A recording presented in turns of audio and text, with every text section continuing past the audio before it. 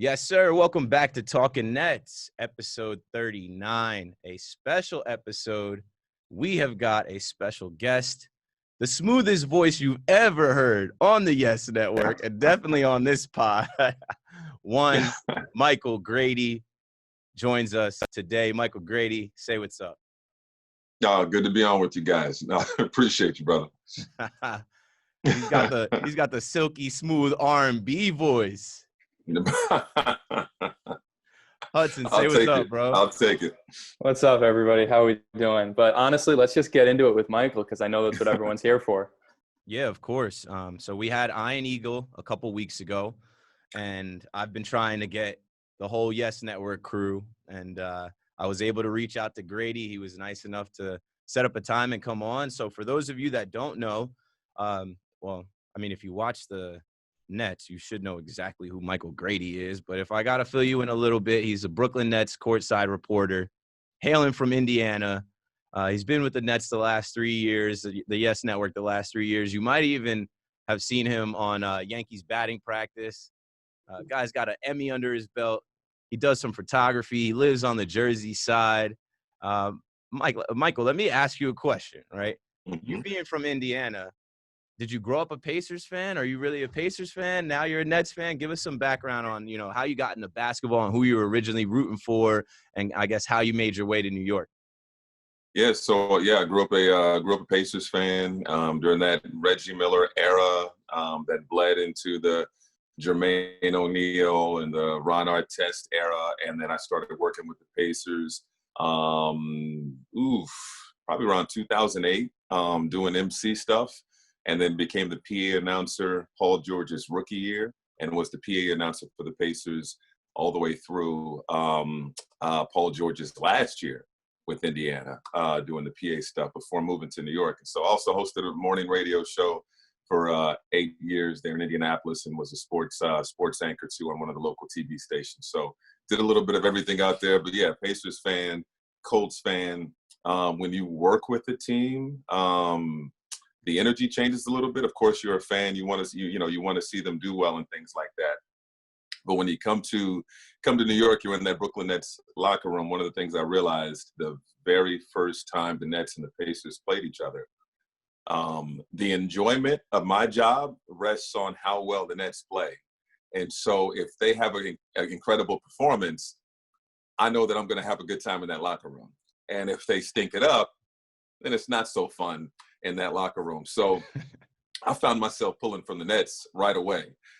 So there's always love for the Pacers, but I don't know those guys on that roster right now, with the exception of Miles Turner. He was there when I was there. And then there's people who work for the franchise who I consider family. But the guys on the court, I don't know Malcolm Brogdon that well. I don't know, I know Victor Oladipo a little bit for his time at IU. But I'm traveling with the Nets, hotels, buses, all that type of stuff. So that type of camaraderie you build and the trust that you build, that's kind of where my mind has been since moving to New York. Yeah, you're with us. Hashtag we go hard. I'm sure Bankers Life Fieldhouse was lit back in the day. I feel like it wasn't that long ago that Pacers team was competitive, and before Paul George left, like they had it for a little bit, and that had to be a great time. I'm sure you were doing your thing. And as far as the Nets go, when you talk about the Nets stinking it up, we got a little history of stinking it up, but those days are in the past. Brighter days ahead. The future looks good, and we're looking forward to getting back into some basketball. Another question I have for you is about your photography, right? Because I know you do some photography, and I follow you on the gram, follow you on Twitter. I actually used to live in Jersey City on Grand Street downtown by Taqueria. I feel like I've seen you around that area, and then recently you were around Brooklyn in a very popular area. So, tell people maybe what they don't see from you on television about maybe your side gig, your side hobby, and what you've been working on with that. Yeah, photography has always been a passion of mine for as long as I can remember. And I would say within the last 5 years or so, somewhere in that ballpark, I just really started attacking it the way I really wanted to. I remember saying a while back that, hey, if I wasn't in sports, I would be focusing on photography and that type of art. And then one day it hit me like, why can't I do both? Why can't I take advantage of my downtime and try to pursue it as much as I can? So I started working with models and doing all types of different type of photography. That was one of the things that excited me about taking the job with the Nets. Not only advancing my sports career, but I can build a base with my photography in New York, and then I'm traveling with the team. So I can travel to different cities and work with different models and work with different people on off days in different cities. In Phoenix, we're facing the Suns, and in LA, if it's the Lakers or Clippers. And that was just like taking advantage of my time. And so I did it for the art. Unbeknownst to me, I would meet my fiance through that endeavor. And we've been doing a lot of work together and continuing to work together on our photography and trying to expand in that. We just had some work published on Vogue Italia's website. And then, as you were alluding to, with what's happened with the protests and Black Lives Matter across the country, getting involved and joining the protests in Manhattan, in Brooklyn, here in Jersey City, and different places around, walking across the Brooklyn Bridge with a lot of folks, and just capturing the solidarity and the unity out there in the streets of people who are trying to bring about change in this country. So, photography's huge for me, man, and it's been awesome to document what's been going on. Yeah, it's great to see. When I saw you were out in Jersey City, I think it was right by the town hall. I lived around the corner from the town hall, and my brother used to live in Prospect Heights. So it was like seeing places that my feet have physically been, and then also thinking about, man, you're capturing history right now. This is American history we're all living through. And it's awesome that you wear another hat. You know, you're on camera, but then you're behind the camera. And I'm another guy that, like, I do a lot of video editing. I do some photography. I just like to try a lot of different creative things. And, I've looked up to you as someone on the Yes Network, just being a young Black dude on the Yes Network. But then seeing you did the photography, I'm like, okay, I like this guy. This guy's really got a lot of things going that, I'm into as well. So it's awesome to see. Yeah, it's important to, I know that we have kind of a one-track mind at times with our career, but it's definitely important to just pursue the things that we love, find time for the things that we love or have interest in, so that we don't have regret later. So, and that's one of the things I've always loved about, New York, is you could pass someone like yourself or you Hudson on the street, and I do this, but I also do this, and I do that, and I do this, and it's just that hustle that I've always loved about that New York vibe, if you know what I'm saying. So I respect it. How did you feel like the pace of everything shift working, with the Pacers and then coming to Brooklyn, coming to the big city? Not to say Indianapolis isn't a big city, but it's New York. So how did you feel everything shift for you as you came to the city? Yeah, I always felt a connection to New York, and when visiting, one through music, TV, from a distance in Indiana, my observation of New York and feeling a connection, and then coming to the city for the first time, visiting and navigating, and it just felt right. I've always had this appreciation and fondness for 80s New York, which is obviously before both of your time, but the Warhols, the Basquiat's, the Keith Harons, the artists of that time who were doing so many different things. And I just had a great appreciation for it and an understanding of what it meant to be of what it meant to just kind of dive in head first. And that's one of the things I respected, and you go to another city and like, oh, where you from? Oh, you're from such and such. Oh, that's cool. And you have a little conversation about it. Where you from? In New York, it's like, they don't care. It's like, okay, you're a New Yorker now. Keep moving. Let's go. So I've always, I jumped in and went. So I moved to New York, and the very next day after moving in, I had my first preseason game. So I didn't even have time to get adjusted. It was like, just dive in. So I appreciated that. There wasn't a big culture shock or anything like that. I understood that cost of living was going to be crazy as hell. I knew that the pace was going to be what it was going to be.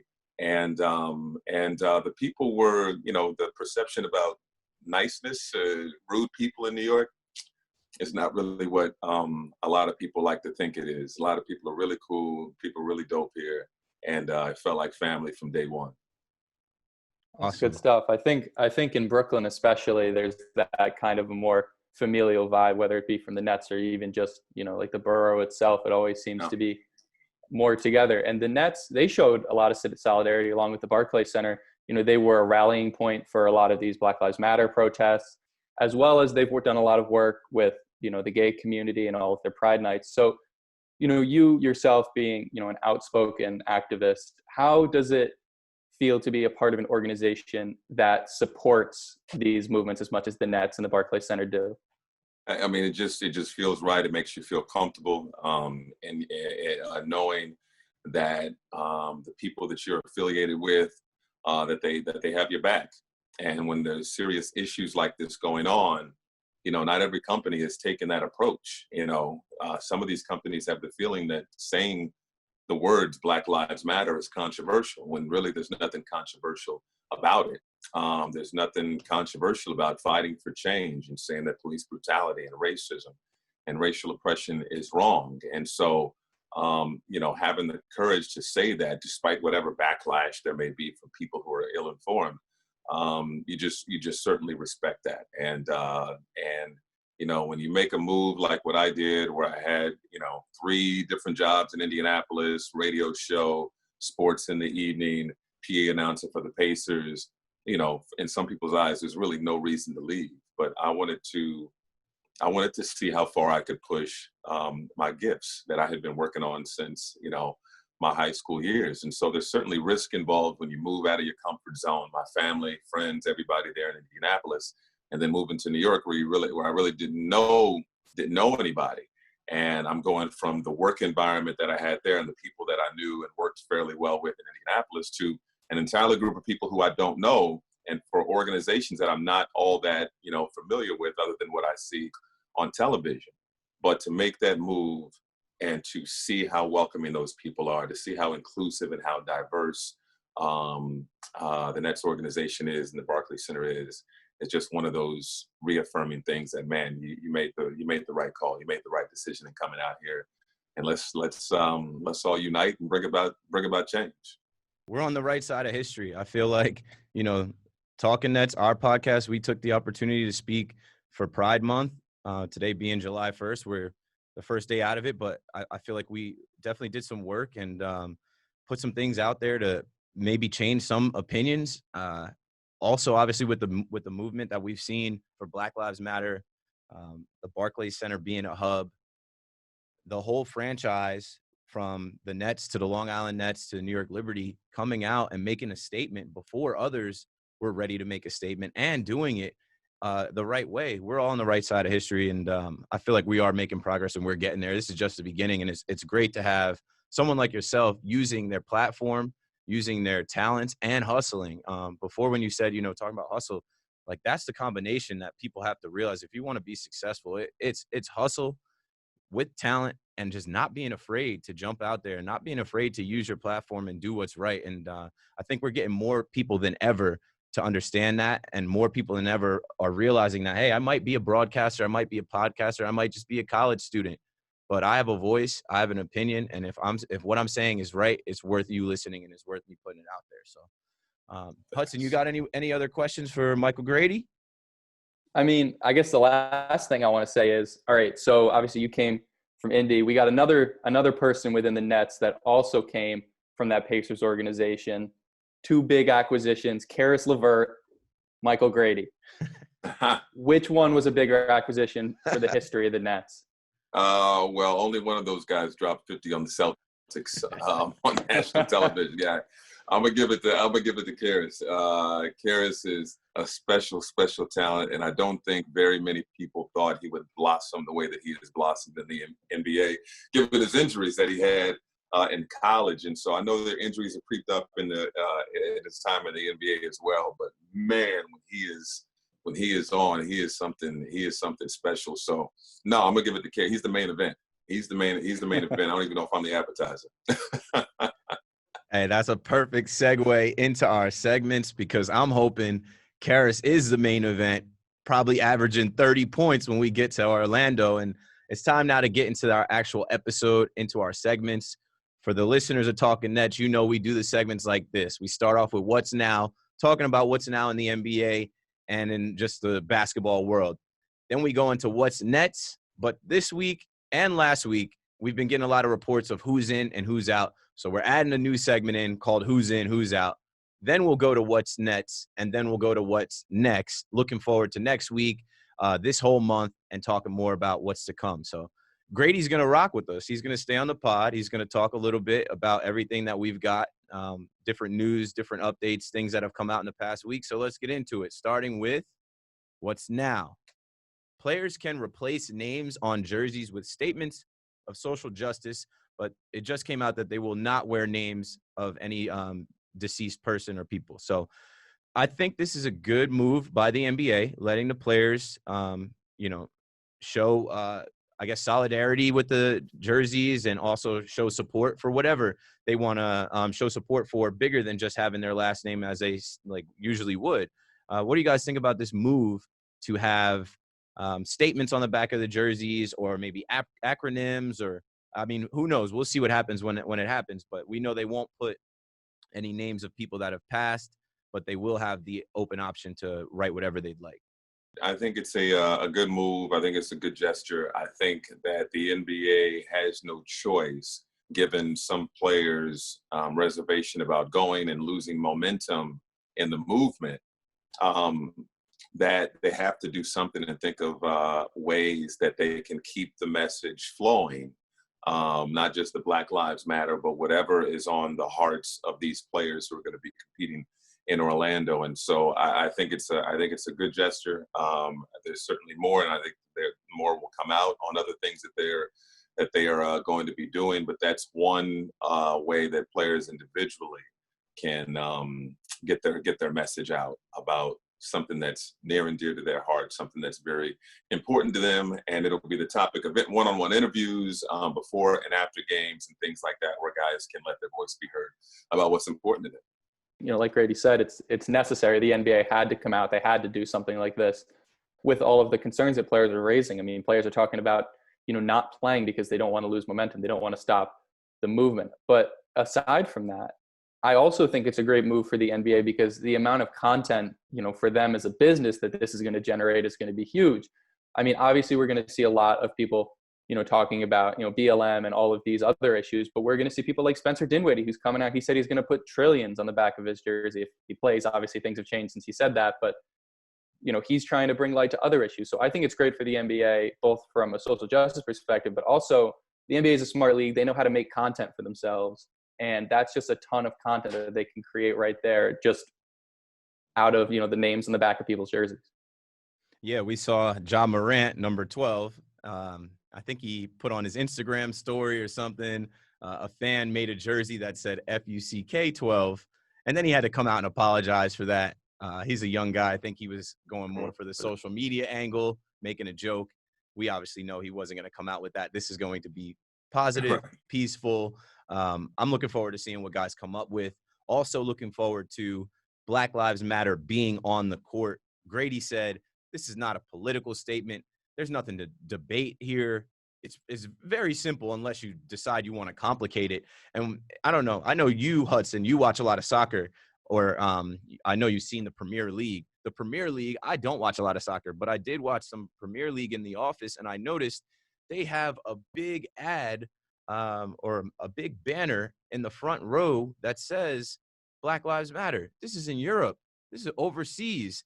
So if the Premier League can do it, what do you guys think about the NBA doing it? I think it's the least that they can do. I still have some curiosities. I don't want to go so far as to say skepticism, but I do feel it will be a challenge to keep the message at the forefront while playing games. People are so hungry for basketball, and there are a lot of people who still aren't enlightened about the issues, who want a distraction, whether it's baseball, football, or basketball. They don't want to talk about Black Lives Matter. They don't want to talk about all these uncomfortable topics, but they would love to have the distraction of debating whether or not LeBron is going to beat Kawhi in the Western Conference Finals, or whether or not what the seeding is going to look like, or whether or not Milwaukee will come out of the Eastern Conference, or who's going to win the NBA championship, and all these things that have nothing to do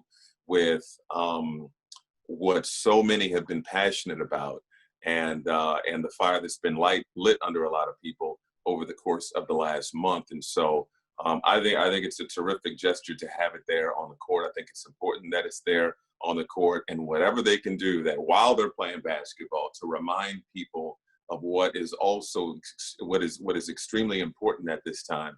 I'm here for it. I'm all for it. And that's just that's one way to do it, among other things. Yeah, and we saw people have issues with it today. I saw someone on Twitter said, he was a Jazz fan. He said, I'm not watching any more Jazz games. If they put that on the court, you just lost a fan. And I forget who it was. I think it was Donovan Mitchell said, like, see ya, we don't want you to be a fan in the first place. Which, right. The Jazz aren't crying over one lost fan. Mitchell's definitely not crying over one lost fan. It's an important statement. And like he said, I mean, the fact that European soccer is making these movements before any American leagues. And I know there's timings with leagues coming back and stuff, but these are people in Europe. On the back of every Premier League soccer jersey, it says Black Lives Matter. They're kneeling in solidarity before every game. It's not that complicated. It's not creating the same kind of issues. It shouldn't create the same kind of issues because it's not a political statement. It's just a statement of fact that Black Lives Matter. Yeah, like just matter. Michael Shea, comedian, had a sketch where he said, Black Lives Matter. We're just saying matter. Just matter. Like that's not a lot to ask. You don't need to complicate it by saying it's the Democrats or it's Antifa or making it political. It's very simple. And I know there's a lot of players that were concerned about how this will be packaged, how the games will be broadcast, and making sure that social issues are at the forefront of this whole thing, and they will be. And I know there's some guys that decided that they were going to opt out because they feel like there's more that they could do outside of this bubble. So let's go to our next segment, which is Who's In, Who's Out, starting with Vince Carter, VC 15, Nets legend. He's out because he's retiring. And who would have thought Vince Carter's career would end like this? The Hawks aren't in, but he's out because he's done with his career. He's hanging it up. And we had a lot of talk on Nets Twitter about retiring his jersey, giving us a Vince Carter bobblehead night, and letting the players wear the throwback New Jersey Nets jerseys. I would love to see the Barclays Center do that. Joe Tsai has come out and said that we will see some throwback Nets jerseys. If we could package it and see a Vince Carter night, bobblehead night, I know some people are saying retiring the jersey is a little bit much. Some people even argued for Richard Jefferson to be retired before Vince Carter. I understand that, but Vince Carter, Vinsanity, VC is such a huge figure in the NBA. I feel like we got to give that man his roses this next season as soon as we can. What are you guys thinking about Vince Carter, his Nets legacy, him retiring? I know it was a couple days ago, but let's harken back to that. Yeah, I've always been a big Vince fan, and one of the big reasons I've been a fan of his is you watch basketball long enough, you see guys who are really talented, and they don't really add any bells and whistles to their game. They may enter the game as a ball handler, but they don't develop a jump shot, and that's it. You may see guys who are incredible leapers and dunkers, and they don't add other aspects to their game. And the only reason Vince was able to last as long as he did in the NBA, those 22 years, is because he evolved from being primarily a dunker when he entered the league. I mean, the guy could absolutely jump out of the gym. And I remember asking him about that. And he said he had to evolve his game because his knees started acting up. And so he just put in a lot of work on his jump shot. He could still, dunk. And even his time with the Nets, that amazing Alonzo Mourning dunk, among others, that was still at a time when his athleticism was starting to go on the decline slowly but surely. And so he developed his jump shot, and that helped him stick around in the league. And the fact that he embraced mentorship and things like that. And it's just so many things to love and appreciate about VC. And so I got to certainly believe that he'll be under consideration to have his jersey in the Raptors there at Barclays Center very soon, very soon. I know there are a lot of people who want to see it. Yeah, definitely. And you do see teams like the Heat, I believe. No one's wearing 23 in the Heat. Michael Jordan never played for the Heat, never did anything with the Heat. They still retired his jersey. I mean, think about how much of an impact that Vince Carter has had on basketball, on its popularity, on basketball in Brooklyn. I guess in New Jersey at the time, how it shined a spotlight onto, that team playing in the swamp, playing in the Meadowlands. Like, he's such a big cultural focal point that if you have the opportunity to put his number in the rafters, to retire his number, you have to do it. Because think about, even from a business perspective, think about how much you can capitalize off of just being able to retire his number, to be able to have a Vince Carter bobblehead night, to be able to have his number in the rafters and have that up there for all time. This isn't a slight against Richard Jefferson. I think Richard Jefferson should have his number retired. But Vince Carter was just so transcendent and so transcendent with the Nets, even though he didn't play for so long, that I think it's almost a foregone conclusion at this point that I think it is going to be retired. Yeah, and I don't think it's going to hurt anyone or anything. I would love to see it happen, and I'm looking forward to when we can get back to the Barclays Center. We can get back to watching games. And Vince Carter, congrats. Enjoy retirement. We'd love to see you in Brooklyn. What do you play, 22 seasons? First-round pick. From one first-round pick, top pick, to another, Nick Claxton is out. So our young guy just got surgery a week ago on his labrum. I think he had arthroscopic labrum surgery. So he's out. He's not going to be joining us in Orlando. I really wanted to see more of him. What are you guys thinking about the young boy, young Clax? I like Claxton, and a lot of people believe that he's going to be a very, very special player because he can do a little bit of everything. One of the things that I like about him is the fact that he has a very high motor. And I think having a motor, that's just something that you can't teach. You either have a guy who wants to go get everything or you have a guy who doesn't. And Nick wants to go get everything. He wants to block everything. And he's still figuring the game out. It's funny watching these young guys. The game, everything moves so fast. And you can literally see it on Nick's face when he was getting playing time on just how fast everything was moving and trying to process everything and doing the best that he could out on the court. He was able to do some special things. And so I can only imagine as the game slows down for him, and if he continues to work on his game, how special he can be for this Nets team. But shouts to him on a strong rookie campaign, and look forward to what he can do in the future. Yeah, me too. And one thing I see from him, and I think this is starting to become a trend with drafted centers by the Brooklyn Nets, is he might have to put some weight on. He might have to get in the weight room with Jared Allen. But one thing I love about his game is that he plays so fluid. He plays almost closer to, a KD style than of like a pure center. We saw in that one game, he kind of had a breakout game. He put up 13 points and he stepped out. He hit some threes. I think that's big for him to be able to do that and to step out and play that stretch five position.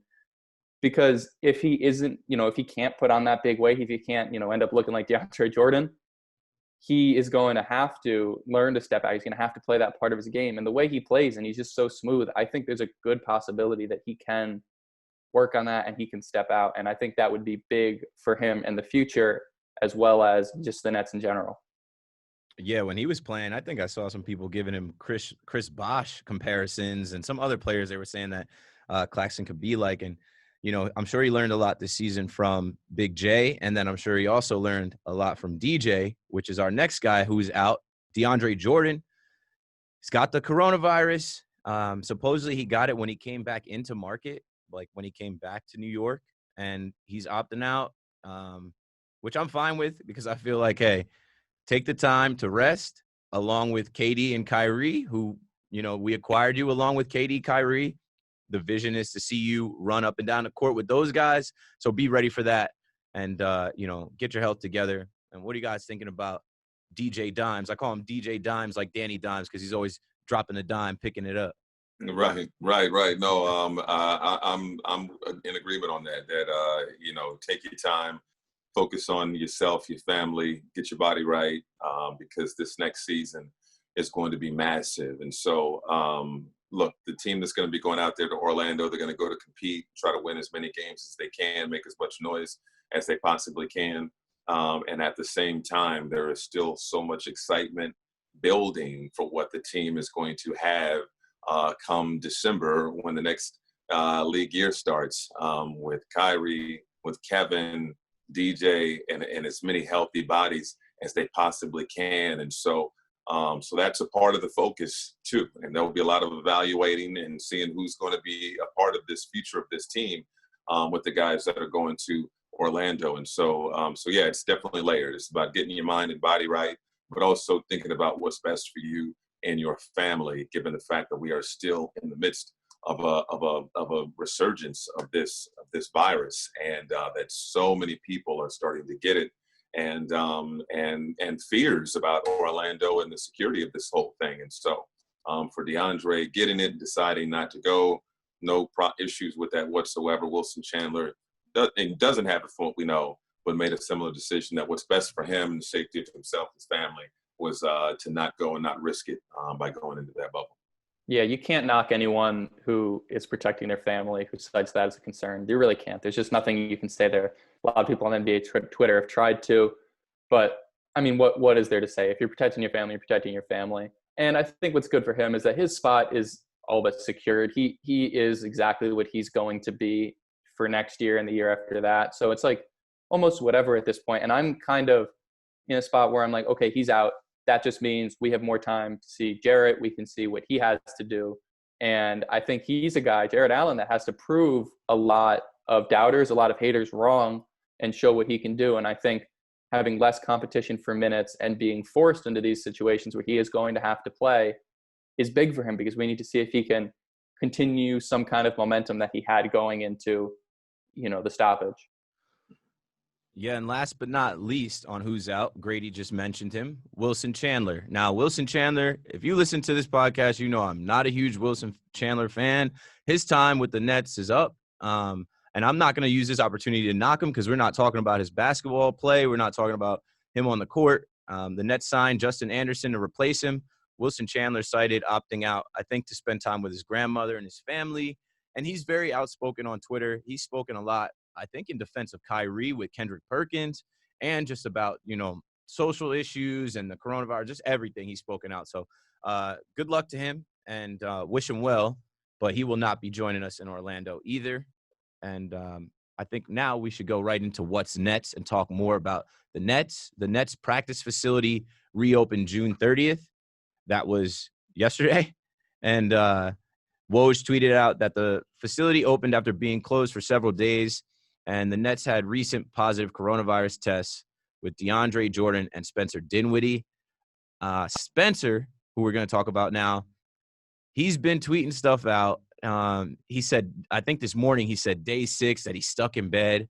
But the biggest thing that I got from Spencer is that he wants to play. He's not saying that he's out just yet, but a lot of people are kind of making that conclusion for him that he'll be out. What are you guys thinking about the Nets facility opening back up in Brooklyn? While some states and some teams are choosing not to open or can't open right now. And then, our guy Spencer Dinwiddie, a guy that's looked like an all-star for us, a guy that was the MVP at points of this season, he's fighting the coronavirus right now as we speak. Yeah, first off, I hope, for a speedy recovery for Spencer, knowing that he has it and that is experiencing symptoms is certainly a scary thing. And so wishing him a speedy recovery and hope that he gets well soon. But it's an interesting time, man. I was talking to Coach Vaughn a little bit earlier on a media scrum via Zoom, and the fact is that from a head coaching standpoint, you want to be hands-on with your guys, and given everything that's going on, you just simply cannot do that. And so he needs to get a game plan in place. He needs practices under his belt. He needs to make sure, checking in on conditioning of his team. I mentioned, getting game plans and all that type of stuff together. And he has to do it under extremely abnormal circumstances, something that we have never seen before. And even during the Zoom call, he's got his mask handy. He's in an office with the door closed, and he's got gloves on. And he's got to communicate with his entire staff and these players to make sure that everybody's ready to play.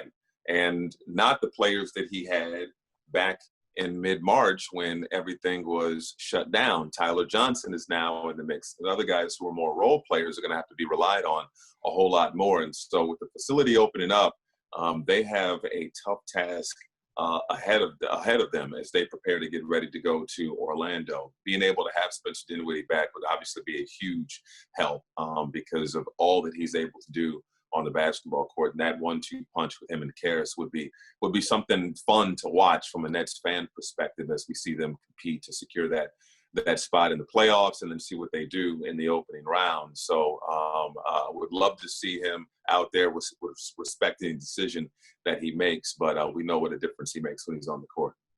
Definitely. But at the end of the day, if he is sick, if this does linger, you have to, allow him as a Nets fan to just do what's right for his body, do what's important. But he did come out. He did say after, I think it was Shams put out that tweet that said he was out. He said, I told Shams that I haven't made a decision yet if I'm in or if I'm out. He said he's going to ride it out. He's going to see what he can do. Obviously, everyone would love to see him play. Everyone would love to see him go out there with Karras. It's like the last ride of the old regime Nets. That's what me and Keith have been calling them since it's kind of, we know things are going to be different next season. We know there's going to be a lot of moves made. We know we might not see this team with this players again. So obviously everyone wants Spence to get that show off. We want to see him ball out one last time in the black and white, if it is that last time, if we do end up, trading him for whoever, or if he does end up just leaving. And I think that's something important to think about. But also at the end of the day, it's his health. And, as people, basketball players are people too. You have to allow them to do what's important for themselves. And I don't think really too many people on Nets Twitter are, bashing him and are going to bash him for staying out, because I think honestly on the whole that Nets Twitter is a pretty good place to be. I don't know about that. I like Nets Twitter. I like Nets Twitter. I'm messing with you, bro. I know we're both on Nets Twitter all the time. And, Nets fans have their takes. They actually just came out with this, like, stages of Nets fans meme. And they have, like, the can do no wrong Nets fans. They have the, like, always downer Nets fans. The Nets fans that are always thinking we're going to sign or trade for Aaron Gordon, Drew Holiday, Bradley Beal. But shout out to Nets Twitter. I know we got a lot of people listening on Nets Twitter. Shout out to Spencer, man. We are rooting for you, Spence. We're rooting for you to beat the coronavirus, whether you come back or not. And, I would love to see his trillions on the back of his jersey in Orlando. When they came out with that first graphic of, like, all the players in the Disney, they look like Disney cartoons. They had Spence with the Bitcoin above him, and he was the only representative from the Nets in that cartoon. So I'd love to see him out there, trillions on his back, raising awareness for the United States debt that we all should know about. But another story that popped up, right, along the lines of players not playing and not going to Orlando is with KD. Now, KD is, they'll write anything about KD. They're trying to find something about KD any day because it gets clicks. And KD was on a show called Dog Talk, and his quote was, I feel me right now, I probably wouldn't have played because the unknown going into that situation looks crazy right now, seeing so many new cases. It's just so unpredictable. It's easy for me to say right now because I'm injured, but I probably wouldn't have went down there to Orlando. So KD is saying, hey, even if he was healthy, he wasn't going to go because this whole situation does not seem like this is it. It doesn't seem ideal. It doesn't seem safe. KD's saying, I probably would have chilled on this. And you guys think KD's just playing more into it, or you think he's being honest with how he feels about the whole bubble situation? No, he had it. And so he went through all of that. He went through all of the confusion, trying to gain understanding of what it's all about. He watched, like all of us, the numbers surge, then go down. And as the country started to reopen in certain parts, that once again, another resurgence, and everybody's talking about going to Orlando, but Florida cases are through the roof, and, we're going to keep you safe in this bubble. So you can understand if players have some doubt about whether or not this is the safest thing. And so I don't doubt him when he says, no, I probably wouldn't go. You're competing for a championship, and there's a lot to play for, but you realize that there are some bigger things at play here also. So, and his target, his mindset has always been on next season. Next season just going to be starting a little bit later than what we all anticipated. So yeah, it was interesting and fun, I'm sure, for a lot of people to romanticize about the idea of, man, Kyrie and Kevin, they could both come back in Orlando. But in the reality, it's just not the best thing for them right now. And yeah, I believe Kevin's not alone in his feeling, because other players are saying, I don't think this is right for me either. At the end of the day, it's a weird situation to be in. It's not normal. It's not anything that we have expected, we thought was ever going to happen. So you, as a person, I mean, even as me personally, obviously you want to compete, you want to win that championship, but you can't compete and win a championship if you get sick or something bad happens to you or something happens to your family. So just do what's best for yourself. Honestly, this is more of a just headline bait than anything else, because whatever KD would have done or wouldn't have done doesn't matter because he's out anyways. So at this point, I think it's just the Nets media, and not to come after the Nets media or anything, because we know we got a vaunted Nets media member right here, just talking about KD and, doing their thing just to try and get those KD type clicks. Yeah, we're Nets media too, and we're guilty as everybody else of talking about KD and Kyrie, and we had maybe 2 weeks where all Nets fans had that dream of them coming back, but neither one of these guys were going to play in Orlando. And that brings me to what I really want to talk about in this segment. What's next? What's Nets? Before we go on to what's next, do we care that the Nets are missing players? Do we care that, like, we're missing 5 or 6 guys? Like, do we think this really matters? I know some people now are calling for us to tank. Like, do we want to compete in Orlando, or do we want to drop off, get ready for the draft? And, Grady said for KD, it's always been next year. And for the Nets organization, we have been on to next year since about this time last year. This time last year, we got the news that KD, Kyrie, DJ were coming this way. And we knew it wasn't going to be the 2019-2020 season. It's always been the 2020-21 season. It's just crazy to think that Kyrie was one of the first guys to say, yo, we should reconsider. Maybe we shouldn't go out, and they killed him for this. And now you're starting to see a lot of guys say, no, I'm not going, or I've got the coronavirus. And Kyrie is looking better by the second. Shout out to you for, standing on that and not being afraid to stand on that. What are you guys thinking about the Nets' future right now, the near future right now? Like, does this bubble really matter to us? Like, what are you guys thinking? What are you guys looking forward to seeing or not looking forward to seeing in this next month or two? I think everybody's opinion on this is, subjective. For those who are thinking championship and can't wait for a championship, then your attention is going to be geared more toward 2020 and 2021 and beyond. And so with the number of players that are going to be sitting out and the possibility of winning or being a big threat even in the first round, not necessarily being there, I'm sure a lot of people will feel a certain kind of way about that. But this is a big time evaluation period. And these guys, there are guys that are going to be out there that are going to be evaluated very closely. And they're going to try to go out there and compete and put their best foot forward. And you have to respect them for that. You can't improve draft position by tanking. Mathematically, it's going to be near impossible for the Wizards to catch you. So you're going to be that 7-8 spot in the Eastern Conference. So your draft position is pretty much set in stone. So nothing really is going to change there dramatically. And it just really comes down to competing and representing the name that's on the front of the jersey and whatever you put on the back of it when you're in Orlando. So it's a big time evaluation process, because we talk about something special that will develop next year. There are a lot of guys who are going to be competing in the Nets uniform in Orlando who may not have an opportunity to be a part of that journey. So you better believe that those guys are going to be busting their tail, putting their best foot forward in this audition period, if you will, to prove to Sean Marks and company that they deserve to be a part of this franchise moving forward. And they don't want to be on the trading block or be asked to go somewhere else by not being re-signed in the offseason. So there's still a lot to pay attention to, even though certainly on paper in a lot of people's minds, they're not a real threat in the Eastern Conference, given the people that are not going to be competing with the team in Orlando. That's what I'm saying. This is a tryout period.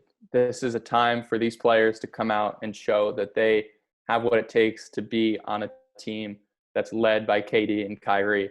You think about players like Jared Allen. He's going to get a lot of minutes. He's going to have to get a lot of minutes. We haven't signed anyone to, be his backup. He's getting a lot of minutes. So he's going to have to go out there and show, I deserve to have a spot on this team, even, just for himself to prove his doubters wrong. But, people are thinking about him getting traded. if he wants to be on this team, he's got to play for that, or even play to get, have more leverage in his trade negotiations or whatever. You think about players like Chris Chiozza. Obviously, he's a marginal player, but think about it. If he balls out, you can say, oh, well, we have a new backup point guard. We don't need to necessarily keep Spence on the team. We can trade him and use him before his contract goes up. There's so many things to consider. And even just from a fan perspective, you're going to have so many things to watch for, even if it's not, KD and Kyrie going out there to win a championship. There's so many stories. There's so many things you can look at. And I think that's what's part of what's going to keep, people interested in this, is all of these storylines and all of the things that could happen or could not happen because of what's happening in Orlando. We've been saying it for a while. Before we even knew about a bubble, before we knew the NBA season was going to be suspended. Shout out to you if you're listening and you heard Hudson and I say these guys are auditioning for next year around, I don't know, episode like 18. Talkin Nets fans, Talkin Nets listeners, you guys know that we've been saying this for a while. Guys like Taurean Prince, show up. Guys like TLC, show us what you have. Chiozza, like the list goes on. During the regular season, we were saying, after the All-Star break, we were saying this second half is going to be an audition. And Grady, when Grady said audition, I'm like, that's exactly what we've been preaching, that these guys are trying out. These guys are playing to see who's going to fit with KD and Kyrie and get a chance to be on a dominant team. You already know the Nets are going to be a dominant team just off those two guys. This is going to be a competitive team that's going to compete for a championship. Do you want to be on it? And that's what I'm taking from this, right? I said to someone on Twitter, this is a win-win for me. Okay, say we drop out and, we get that draft pick, which I'm not really worried about that draft pick. It's going to be around 20-something. We'll see. Cool. Then we draft a player that we can put with KD, Kyrie, hopefully a talented player that slips and falls. But if we go out there and compete and shock some people and surprise some people, then maybe we know more about what we already have. And there are guys like Joe Harris that I'm looking forward to seeing get more shots up. There are guys like Karis LeVert that I'm looking forward to seeing that it wasn't just a fluke couple weeks. Karis is a star. So that's what I'm taking from it. I don't care if we lose all the games. I don't care if we win all the games. I just hope that we get to see the Nets play these games, and whatever comes from it is going to be good for us. I'm looking forward to it. Let's get into what's next. And I want to start off now talking about the schedules, since we're talking about the bubble and what we're going to see out there. Here's what we'll do. I'll read the schedule to you guys, and I just want each one of you to say what you think our record in these 8 games will be. So the Nets will open up against the Magic on July 31st. They will play the Wizards on August 2nd. Then we got to face the Bucks on August 4th, the Celtics August 5th. We got the Kings on the 7th, then the Clippers on the 9th, the Magic on the 11th, and the Trail Blazers on the 13th. I'm thinking the Nets will go 4-4. I think we can split and go 4-4. I don't think we're going to beat the Bucks. I don't think we're going to beat the Celtics. I don't think we're going to beat the Clippers. And then with those 2 games against the Magic, we'll probably split. But I think we can handle the Wizards. I think we can handle the Trail Blazers. What are you guys thinking about these 8 games, these Elite 8 games, these entry games, the first games into the bubble? Well, I think it's going to be highly competitive. None of the low teams in the league. There's no cupcakes in there. And even the Wizards, who have the worst record of the teams there, are a team that you have to respect, and they're going to put everything on the line to compete and do the best that they can. And so it will not be easy in these games for the Nets. Those 8 games that will determine playoff seeding, but they'll get enough done, obviously, with the Wizards. Very slim chances of being able to come that 6.5 games that they're behind to overtake either the Nets or the Magic. Haven't heard much from the Magic in terms of who's sitting out or who's competing. All we know is that they should very well be at full strength. I know that they compete hard. So given the number of guys who aren't going to be playing from the Nets perspective, Orlando, they have an opportunity, right there to try to sneak up and try to take that 7 spot, and an opportunity to take on the Raptors or the Celtics, as opposed to, competing against Giannis and the Bucks. And so the Nets will do enough to get in for sure. I'm really curious what this roster and rotation is going to look like. Because it will not be easy, but everybody's in the same boat. I imagine that these games are going to look really, really sloppy Yeah. initially as guys try to get their conditioning back, because there's really no way. I mean, you can practice as much as you want, but the adrenaline and all that comes from playing in real games, it's just really hard to simulate that. And given the restrictions that we have at these facilities and the workouts and proximity and all that other type of stuff, guys, when they get these first run, I can't even imagine what it's going to look like. I can't wait to see it. Yeah, it might be really sloppy, but it's going to be fun to watch anyways. I mean, regardless, I think even with it being sloppy, I think that's almost fun to watch. I agree with Keith. I see 4-4, or maybe 3-5 if we, lose one of those games against the Kings, maybe. But I think what's really important is those games against the Magic, because we're only half a game up on them, and I think that's a competition to see who's going to not get swept. If I can be blunt, because I mean, I don't want to face the Bucks. Maybe we steal one, but I don't like our chances against the Bucks. I do like our chances against the Raptors to at least steal a couple of games. The Nets have played well against the Raptors in the past, even with these depleted rosters. So I think that is really what's going to be important. That first game against the Magic and that second to last game against the Magic are going to be huge deciders in what ends up being the future of the Nets, whether it's winning a couple of games or maybe getting swept out by Giannis. I look at these 8 games, and I mean, at least in the beginning, I look at them as glorified practice scrimmages, exhibitions, right? Like in the NFL, when preseason comes, they will have, the Lions go to camp and they will practice with the Patriots, and, it gets intense, but at the end of the day, it's exhibition. It doesn't count for anything. These games are going to count. I think it's going to come down to what teams practice the best, what teams can get up for practice, what teams run the best practices. And the thought hit me this week, I started to miss Kenny Atkinson. I'm like, man, if these are going to be glorified practices, if this is going to be about who runs practice the best, we haven't run that many practices with Jacques Vaughn. Kenny Atkinson was the guy for years, so I wanted to use that opportunity to give a shout out to Kenny. Miss you, Kenny. Hope you're doing well. Hope you do land a job. But this is even more of an opportunity for Jacques Vaughn to say, hey, I've been on Zoom calls. I've been on text message. I've been working with these guys, talking with these guys for the last 3 months. We're ready to go. And I'm going to stake my claim to be the full-time head coach going into next year after I show you what I can do with these guys.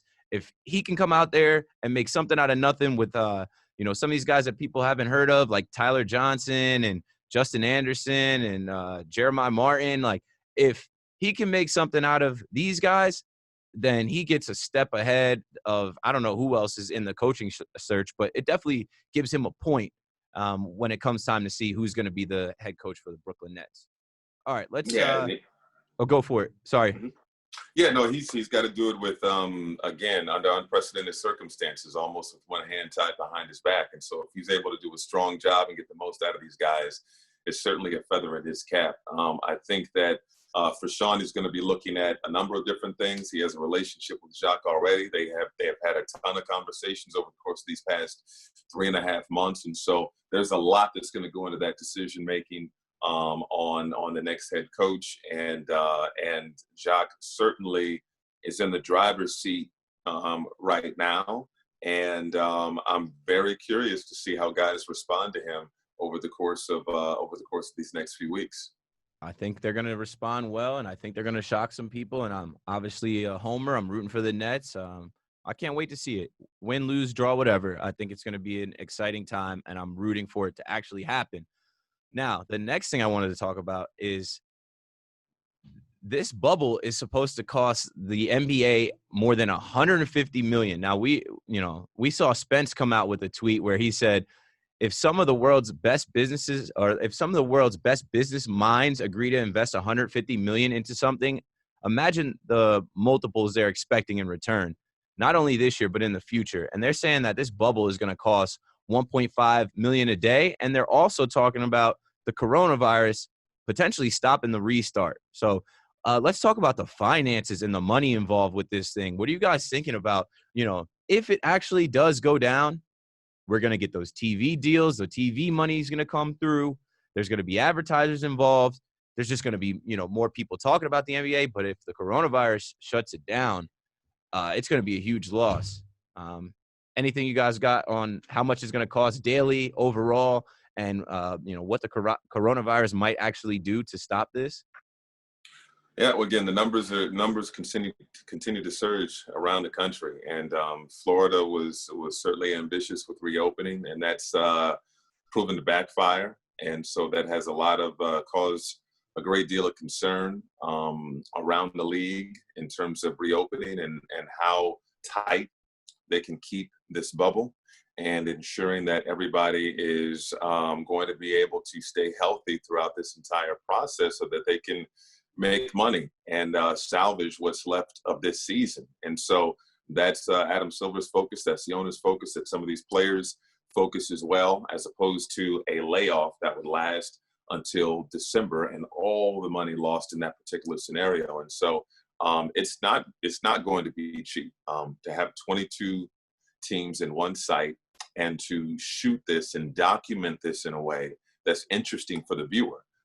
It's not just going to be basketball on a court and just looking like a local YMCA with NBA players because it may be easy to tune out. It is going to be stimulating television with numerous camera angles to keep people engaged, so that if you're passing through, flipping channels, you're like, oh my God, I need to keep it here.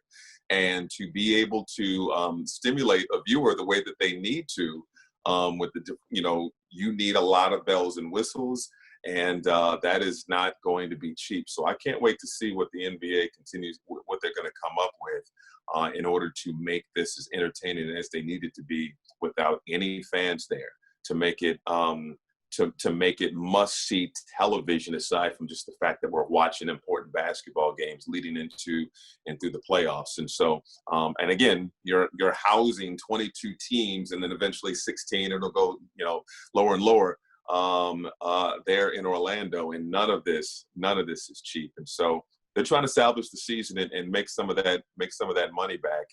And Spencer and other people, cause for pause because yes, the dollar, all of that is extremely important, but all this is coming at a time where it seems like there are so many other important issues out there in the world. And I think the one thing that you mentioned is that what they're doing is they're avoiding losing a lot of money, the money that they would have lost if everything did get shut down. But the one thing that I'm looking at with this is the NBA is doing it differently than the other leagues. They're putting everyone in one bubble. They're doing all of this in one, controlled area. Whereas, the NHL, they're doing hub cities. I know the NFL has talked a lot about doing hub cities, and those are two conflicting viewpoints. And I think it's going to be interesting to see which one of those ends up being the more successful method, whether it be, traveling to a couple of cities, but keeping players more spaced out, or, keeping everyone in one area. And I think one thing that comes from keeping everyone in one area, if they really want to hit this hard, is they put cameras everywhere. They put TV cameras, they put interview crews everywhere, just running around the hotel, getting interviews. Because think about it. Think about how many people tuned into The Last Dance.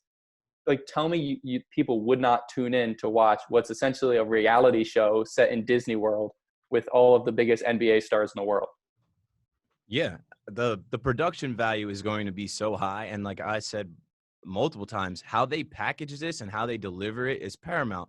Obviously with the social, racial tones and, speaking on injustice, but how do you make it entertaining for more than or less than casual fans? How do you make it entertaining for the person that is just tuning in because they want to see some live sports, or they're just tuning in because they are curious to learn, like, how is this actually going to happen? How's the NBA going to proceed?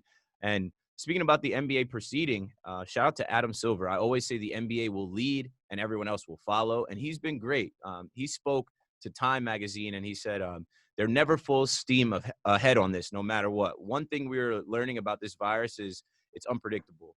We and our players together with the union look at the data on a daily basis. If there was something to change that was outside of the scope of what we were playing for, certainly we would revisit our plans. So he's basically telling you that, yes, there's money involved, there are plans, but we're not full steam ahead in this. Something can change, and we're open to that.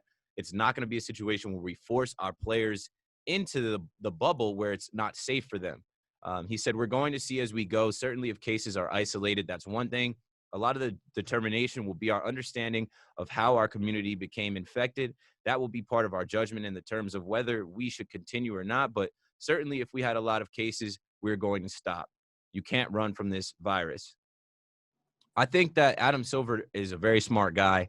I think that some people are looking at the NBA as like, oh, this is a money grab. They're just trying to make the money back. No, I think the NBA is trying to give fans something to get away from, maybe their own personal problems, but also to focus on the problems of this country right now. I'm looking forward to it. And I want to switch gears and go on a little bit of a lighter note. Our guy, Stephen A. Smith, and our guy here at John Boy Media Talking, Jake, they had a similar take talking about the bubble, talking about players going into the bubble. And Stephen A. Smith said that, these players are going to leave for women. They're going to leave for their wives, their girlfriends, maybe even random women.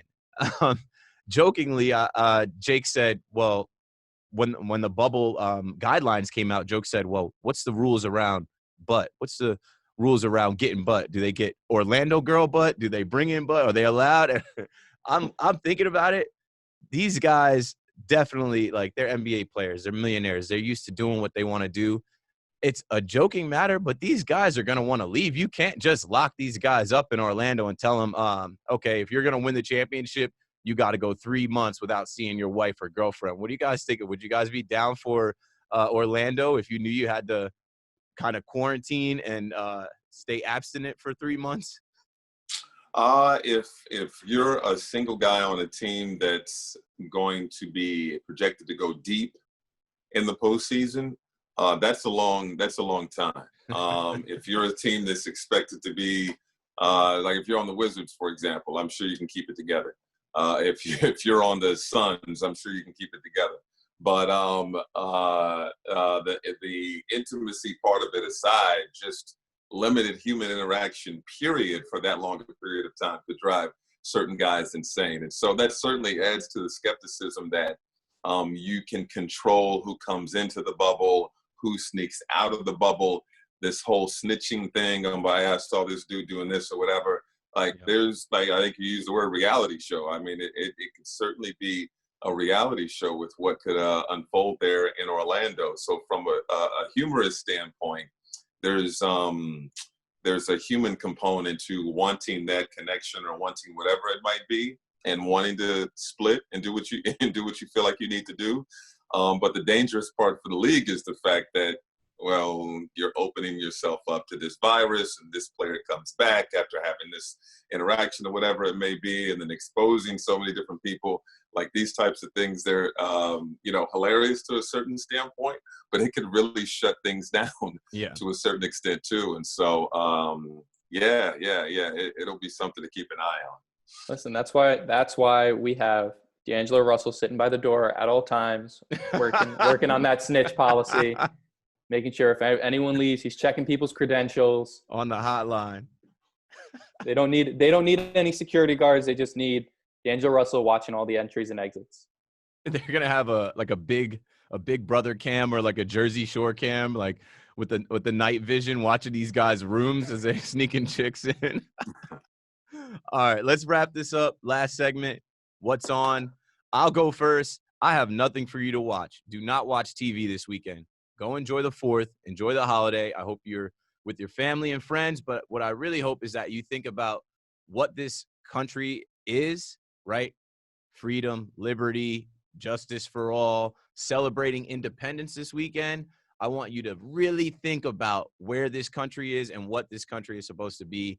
And keep your eyes open and keep your cameras rolling. People might be a little crazy this weekend, drinking, partying, doing whatever. A lot of people going viral these days. So keep your eyes open, keep your cameras rolling. Don't sit in the house. Don't watch TV. Go out and about, see some loved ones and have a good time. Hudson, you got anything for this?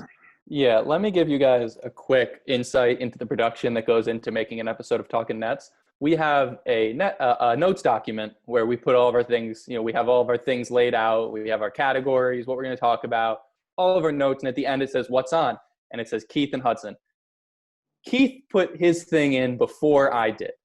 So, and I knew I was going to have to follow that up. And, that's tough because I can't say, oh, go watch, whatever. because Keith, he really upstaged me. He said, be that social justice warrior. So I'm just going to say, July 3rd, watch Hamilton. It's coming out on Disney Plus.